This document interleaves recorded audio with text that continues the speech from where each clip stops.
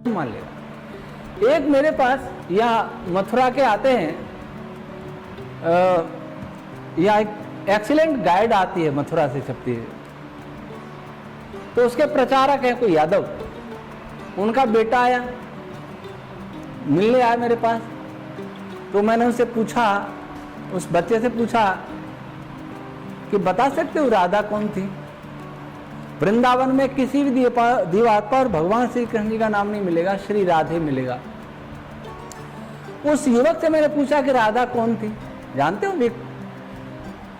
तो कहने लगा ये तो भगवान कृष्ण जी की प्रेमिका थी, उसने साफ कहा।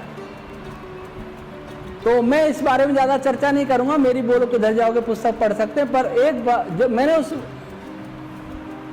उसके पिता से कहा, मैं यादव जी, कृष्ण भगवान के 16,000 से ज्यादा प्रेमिकाएं थी, राधा ही नहीं थी, ऐसा मानते हैं? आपके बेटे के अगर एक दो ही ऐसी हो तो आप बेटे को अच्छा मानेंगे बुरा मानेंगे? बोलिए। और उस बेटे से भी कहा कि तुम्हारे कितनी है, नीचे सिर झुका लिया। मैं तुम नीचे सिर झुका रहे हो और इतने महापुरुष, इतने बड़े महापुरुष के बारे में सीधा कह रहे हो कि उनकी प्रेमिका थी? कुछ तो सोच के बताते।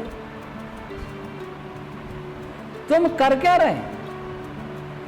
जो काम अपने लिए भी हम लज्जाजनक मानते हैं वो एक बड़े महापुरुष पर थोपते हैं। और ऐसा क्यों हुआ?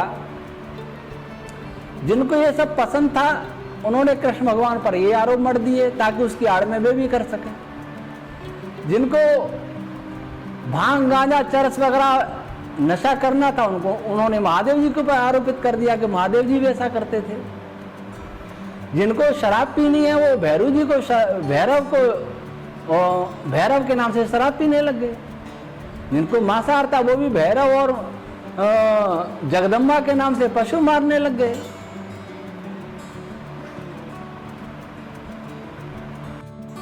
आरोप महापुरुषों पर और इंद्रियों की तृप्ति अपनी करनी, ये सब बहुत घोर कर्म है। इसलिए हम तो आपको ये कहना चाहते, ये बताना चाहते हैं कि जिनकी भी आप पूजा कर रहे हैं उनके दिव्य और निर्मल चरित्र को दुनिया को बताओ। और कहीं किसी भी ग्रंथ में लिखा, ऐसा लिखा है कि उनके चरित्र पर धब्बा लगता हो, उस ग्रंथ को पढ़ो, पढ़ करके मनन करो और सोचो कि इसमें क्या क्या गलतियां, क्या क्या मिलावट है, क्या क्या मूल है, और उन गलत बातों को मत मानिए।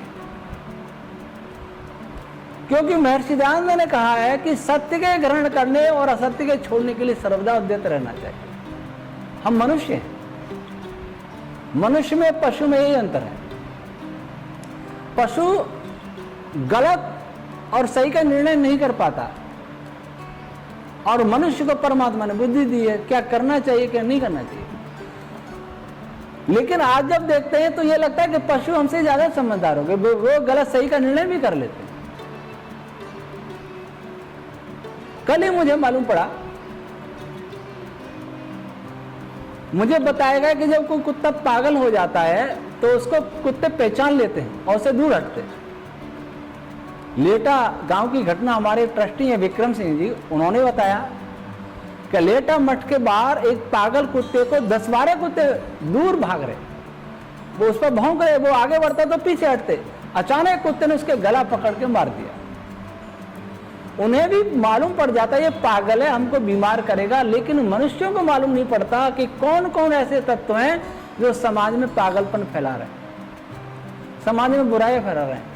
कौन कौन सी ऐसी धारणाएं हैं, कौन कौन सी ऐसी परंपराएं हैं जो हमारी जड़ों को खोखला कर रही हैं, हमारे महापुरुषों के चरित्र को गिरा रही हैं, वेद विरोधियों और भारत विरोधियों को एक उपहार दे रही हैं, आक्रमण करने का साधन दे रही हैं।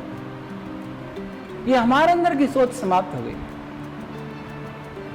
हम अंधे नहीं नियमाना यथांधा, अंधा जैसे अंधे को रास्ता बता रहा हो वैसी हमारी गति हो रही है। हम मनुष्य हैं तो मनुष्य वास्तव में मनुष्य बने, मननशील प्राणी बने, सोच विचार करके सत्य को असत्य को पहचान करके सत्य का ही ग्रहण करें, तब तो हम मनुष्य हैं।